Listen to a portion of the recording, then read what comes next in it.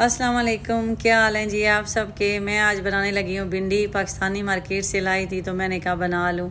काफ़ी कमेंट आते हैं मुझे कि हम लोग तो भिंडी फ्राई करके बनाते हैं, ले बस हर घर की अपनी अपनी रेसिपी होती है। हम तो बचपन से ही भिंडी ऐसे ही बना के खाते हैं और अच्छी लगती है। फ्राई का हमने ट्राई की है, लेकिन उसमें ना ही उसका वो टेस्ट रहता है, ना ही उसका वो कलर रहता है। तो बस जिसको जैसी अच्छी लगती है। और मुझे एक और भी समझ नहीं आती कि भिंडी फ्राई करनी किस रीज़न से है। सिर्फ उसके अंदर वो लेस टाइप होती है तो वो वैसे भी ख़त्म हो जाती है, बाकी अगर फ्राई करें तो उसका सारा वो जायका ही चला जाता है। तो बस जी उसके बाद साथ ही मैं बनाने लगी हूँ लस्सी।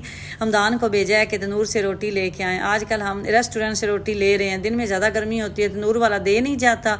तो बस फिर पास एक रेस्टोरेंट है, उसकी भी ठीक ही लग रही है, अच्छी रोटी है मोटे वाली, घी लगाने के बाद नरम हो जाती है, तो वही फिर हम लोग खा लेते हैं। तो जो मीठा है वो गया है अभी रोटी लेने के लिए।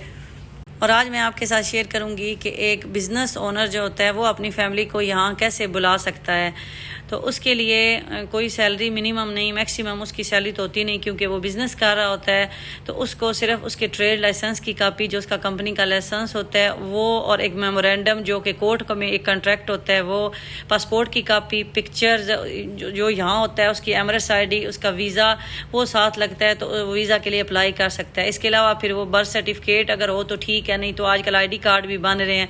जब हमारे बच्चे आए थे तो उस टाइम तो ID कार्ड पाकिस्तान में नहीं बनते थे, जस्ट बच्चों का बर्थ सर्टिफिकेट होता था।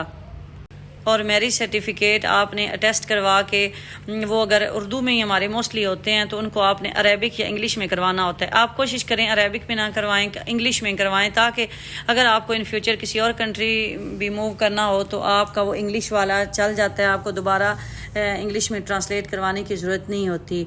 तो वो आपने वहाँ से अटेस्ट करवाने हैं, तो उसके बाद आपने यहाँ वीज़ा अप्लाई करना है। और फैमिली का वीज़ा मैक्सिमम 1 से 2 दिन में निकल आता है।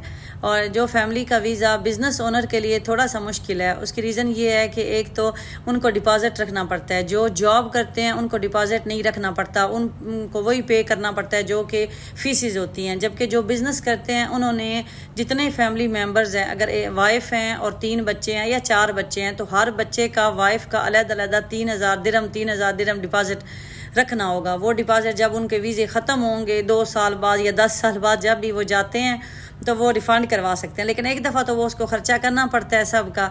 फॉर एग्ज़ाम्पल जैसे हम अभी 4 फैमिली मेम्बर हैं, मैं हूँ, 3 बच्चे हैं, तो हमारा 12,000 दिरहम उन्होंने डिपॉज़िट रखा है। इसी तरह अगर आप अपने पेरेंट्स को साथ बुलाते हैं तो पेरेंट्स के लिए फिर 5,000 डिपॉज़िट है, मतलब फादर के लिए 5,000, मदर के लिए 5,000। वो भी ऐसे ही है, जब वो जाएंगे तो आप उनको का रिफ़ंड करवा सकते हैं। तो इसलिए फिर जॉब वाले बंदे का ज़रा ईजी हो जाता है, सिर्फ फ़ीसिस वो देता है और उनका वीज़ा निकल आता है। तो इंशाल्लाह मैं फ़ीसिस भी आपके साथ शेयर करूँगी कि अगर एक फ़ैमिली है वो विज़िट पे यहाँ आती है, वो यहाँ आके वीज़ा चेंज करें तो उनका कितना ख़र्चा आता है, अगर आउटसाइड हैं तो कितना आएगा। इसके अलावा आपके पास इजारी होना चाहिए। इजारी क्या होता है? जो दुबई में हमारे घर का कॉन्ट्रैक्ट होता है उसे इजारी बोलते हैं। अगर आप अपने पेरेंट्स को बुला रहे हैं तो फिर आपके पास 2 बेडरूम हॉल होना चाहिए। अगर आप सिर्फ फैमिली है, 2-3 बच्चे हैं, फिर 1 बेडरूम हॉल का कॉन्ट्रैक्ट भी आप साथ लगा के तो अप्लाई कर सकते हैं। ये मैं दुबई के लिए बता रही हूँ। शारजा में भी अगर आपके अकोमोडेशन का कॉन्ट्रैक्ट आपके पास शारजा का है या किसी और स्टेट का, अजमान का, रासुल खैमा का है, तो वो भी आप साथ लगा के दुबई में अपनी फैमिली का अप्लाई वीज़ा कर सकते हैं, आपको वीज़ा मिल जाएगा। और एक और बात नोट कर लें कि अगर जॉब वाला बंदा अपने पेरेंट्स के लिए अप्लाई करता है तो उसकी सैलरी जो है वो 10,000 दिरहम होनी चाहिए। वो फैमिली के लिए तो 4,000 के लिए अप्लाई कर सकेगा, लेकिन अगर वो अपने पेरेंट्स को भी साथ बुलाना चाहता है तो फिर उसकी जो सैलरी है वो 10,000 होनी चाहिए। तो ये कुछ ऐसी इन्फॉर्मेशन थी जो मैंने कहा अपनी सिस्टर के साथ शेयर कर देती हूँ। और खाना हो गया जी हमारा रेडी। भिंडी बनाई है, अर्शी को कॉल किया, उनकी फेवरेट है, मैंने कहा आ जाए भिंडी खा लें। लस्सी भी बना ली है, साथ सैलड भी, और ये जी घी वाली रोटी, मज़े का खाना खाने लगे हैं, तो आप भी ज्वाइन कर लें।